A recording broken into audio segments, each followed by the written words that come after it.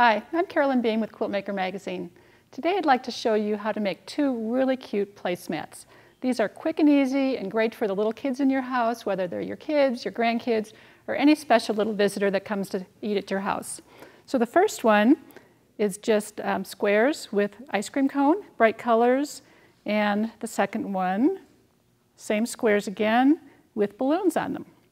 This is a great fabric collection from me and my sister designs called Dot Dash for Moda Fabrics. To make these placemats, all you'll need is a charm pack of these wonderful little fabrics. You can see the bright colors and tone-on tones, and fabric for the binding. And there's a kit available to make these two placemats. You can go to quiltandSewShop.com to order your kit. So let's look at this placemat here first. So to make this, you'll notice that the colors kind of wash across the placemat from orange to purple. So what you'll need to do is lay out your squares, and these are all 5-inch squares that come in the charm pack. You'll arrange them so that the orange is at one end and the colors just kind of blend up to purple. And you'll arrange them in 3 rows of 4 squares, sew each row together, and then sew the 3 rows together. And this makes the placemat top.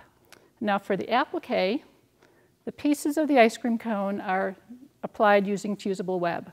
So you'll need to trace the pattern onto the fusible web, iron it to the back of the charm squares, and then cut around the ice cream cone shape and the ice cream scoop shape. And then you'll peel off the fusible web and position your ice cream cones and your ice cream. Arrange them like this. And on this one, I haven't pulled off the paper, so just go ahead and pull it off, just like this. And then you'll arrange your ice cream cone. Once you have it arranged where you'd like it, go ahead and press to adhere it to your placemat, and then you'll need to stitch around to secure the applique.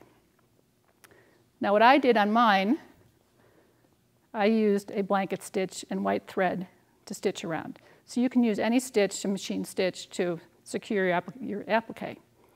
So once you have your top pieced and appliqued, then you'll go ahead and layer your top with your batting and your backing and quilt however you'd like. And what I did on mine was just a simple meander. I didn't stitch on top of the ice cream cone, but I stitched all the way around it. Just a quick and easy, simple meander. So once you have it quilted, you'll notice on this placemat that we've rounded off the edges. So you can choose to either round off your edges after you've quilted it, or just leave it like this. Now, a simple way to round off the edges, you can either take the pattern that comes with the placemat, the curve, and trace it on here and cut. Or another easy way to make a curve is to take something simple like a bowl and just position it in the corner, and then you can just use a rotary cutter and stitch and cut around it. And that's an easy way to make your curves. And then you'd want to do that on all 4 corners. Now to make this other placemat, the steps are exactly the same. You'll lay out your squares. Notice this one ranges from yellow up to teal. You'll lay out your squares, you'll sew the rows together, you'll sew all 3 rows together, and these appliques are balloon shapes. Process is still the same, fusible web, adhere them to your background, and then you'll stitch around them. And I just used white thread and a blanket stitch again. Now for these strings, what I did was trace my lines, and then I just used a straight stitch, but I went over it 3 times to make them a little bit thicker. But otherwise, exactly the same thing. You can go ahead and trim your edges if you'd like, or leave them square. It's up to you. Now the one thing I want to talk about here is the binding. If you do round off your edges, the one thing you'll want to do is use bias binding, and that will allow you to make the curves really easily. So let's look at how to cut the bias binding.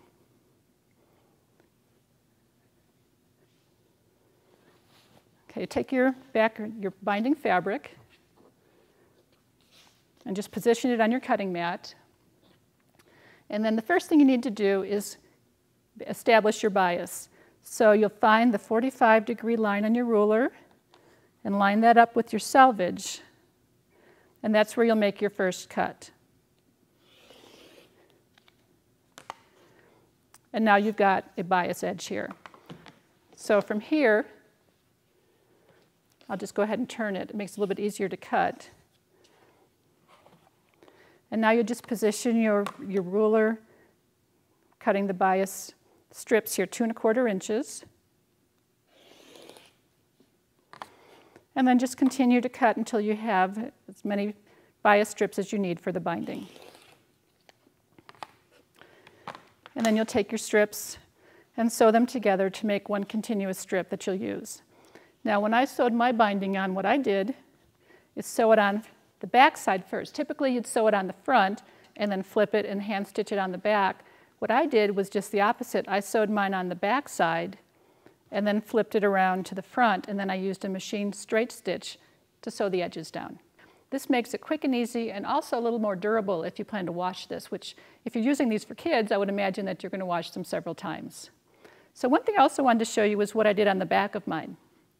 On one of them, I just sewed strips of fabric together to make it a little bit more reversible. You could use either side. And on the other one, I took a couple of leftover charm squares that came in the pack and sewed them between 2 pieces of fabric. So not only do you have a cute front to your placemat, you also have a very cute back as well. So once again, you can find kits for these placemats. It's a kit that comes with 2 instructions for 2 placemats at quiltandsewshop.com. Thanks for joining me today.